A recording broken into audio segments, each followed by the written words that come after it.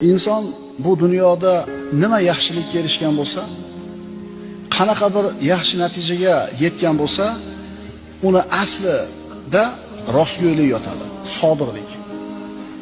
Va inson qaysi narsaga intilib, harakat qilib, niyat qilib, orzu qilib kirishib yeta olmagan bo'lsa, yeta olmasligini asli tagida mana shu sodiq emasligi turadi. Agar shu so'zni, shu ma'noni yaxshilab o'ylab ko'rsangiz, qarang, hayotda nimaga erishdingiz? Qanaqa bir yaxshi bir natija bor qo'lingizda? Hunar bormi? Ilm bormi? 3-4 chaqa bormi?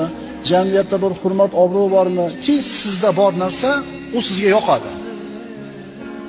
Yaxshilab surishtirib qarasangiz, mana shuni orqasida siz sodiq bo'lgansiz. Darsning xulosasi shu. Biron bir yaxshilikka erishmoqchimisiz? Sodiq bo'ling. Rostgo'y bo'ling.